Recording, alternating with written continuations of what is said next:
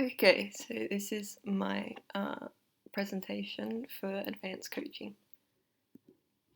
So this is the player profile.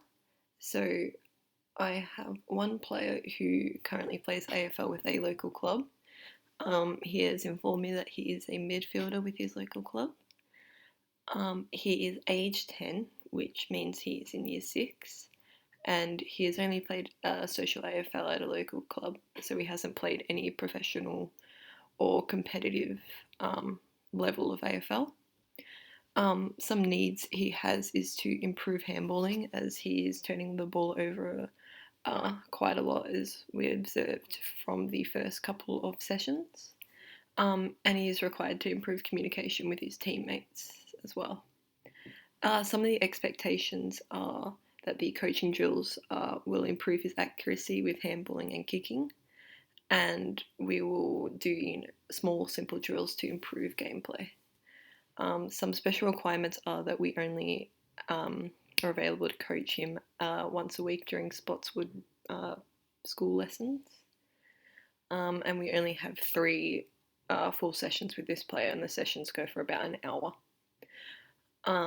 The goals are to improve skill execution and improve communication skills and confidence on the field.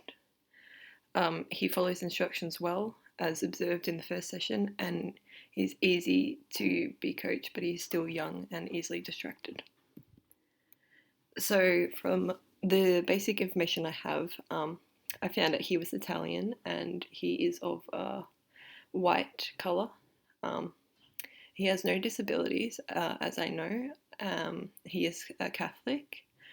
He is male, and I discovered that he's very engaged in activities and enjoys participating.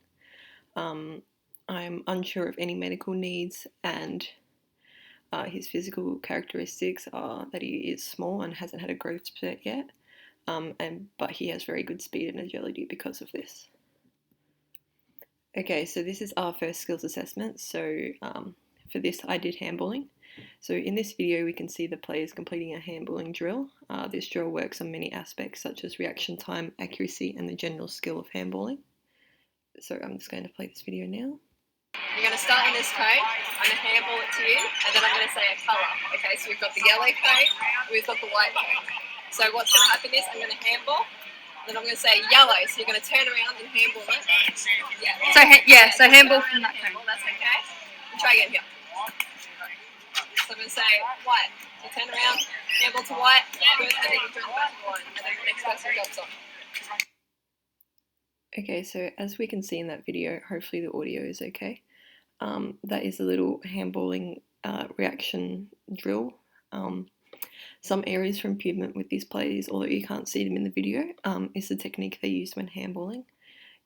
In most attempts seen in the video, the players did not have the correct hand grip or ball position. These players are very good at listening to instructions otherwise, and they picked up what to do very quickly. You're going to start. So this is the second skills assessment. So in this video we can see the players completing a kicking drill. This drill works on many aspects such as reaction time, accuracy, and the general skill and technique of kicking. Try again. Beautiful. Okay, you ready? Yell it. Take time to kick. Oh, beautiful. Well done. What? Oh, well done. Ready? What?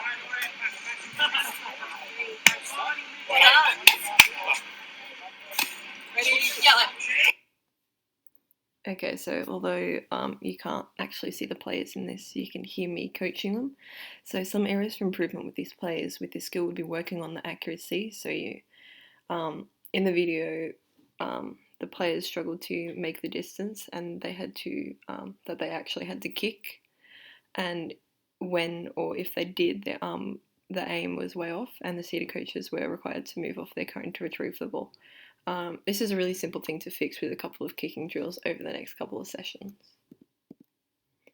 So this is the first strategy, so marking the ball and quick release. So in this video we can see the players completing a marking drill. So this drill works on the strategy of receiving a mark and passing it off quickly to a teammate to keep the game flowing. When I throw the ball up, you mark it to your chest, so you mark it above your head and then handball. Okay. Ready? Test if it comes down to your chest, so you can mark it above your head. Okay, and then still handball to the colour. Ready? Yellow. Well done. Very good. White. Well done. Very good handballing. Loving it. Yellow. Good work. Lovely. Ready? White. Okay, so again, although you can't see it in the video, some areas for improvement with these players regarding this strategy are that they are still a little bit slow with the release of the pass behind them, but this might also be because they're trying to get the technique right beforehand. So this is the second strategy, so running onto the handball and quick release to a teammate.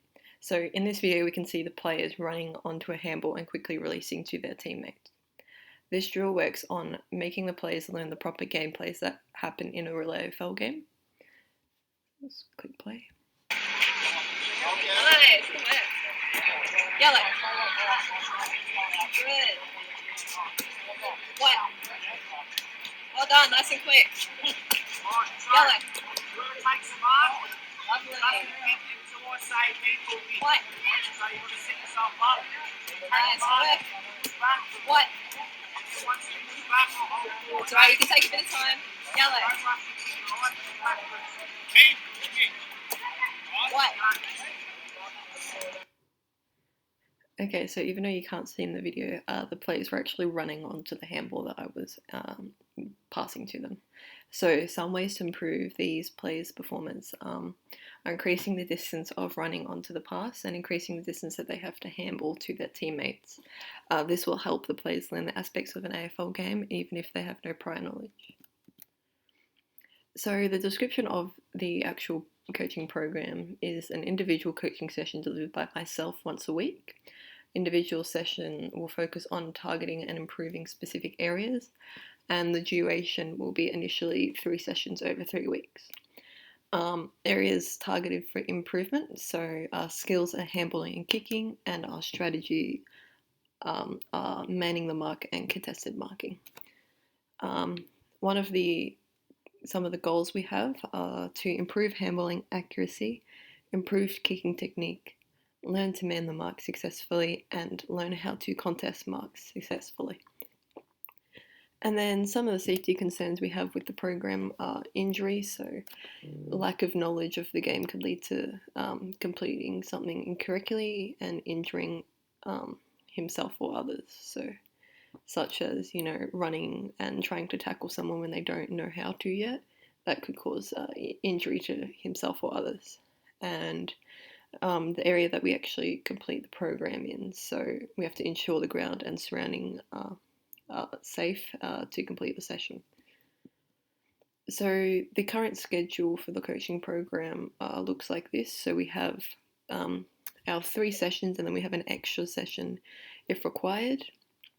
So the first session on the 10th is an introduction and basic skill analysis to see starting skill level of the player. The second session on the 17th is for improving skills such as handballing, kicking, and gameplay strategies. Our final session at the moment is on the 25th and is progressing on to implementing strategies into gameplay. And our extra session, if required, on the 31st is assessing the success of the coaching program and analyse if skills have been improved. So this is just some considerations we need to look at with the coaching program. So we need to consider if they have disabilities, consider if they also have learning difficulties, and we need to modify programs to suit these needs. How we will do this in the training program is we will utilise the appropriate equipment, give clear and slow instructions, and adjust the activities within the session if needed. We need to consider gender as well, so we need to ensure both genders have equal opportunities throughout the session. Consider the clothes they may be wearing, for example, females with the dresses on sport days, and we will treat each student equally as well.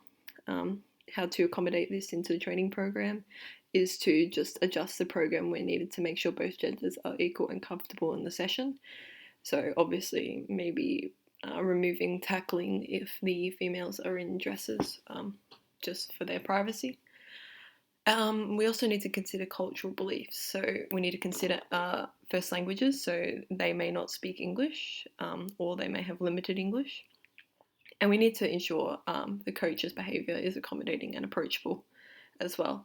So we'll accommodate this into the program by short, clear instructions, no beckoning instructions with fingers or anything like that, and avoid touching female participants or any participant's head, just in case they may have cultural beliefs that we don't know about.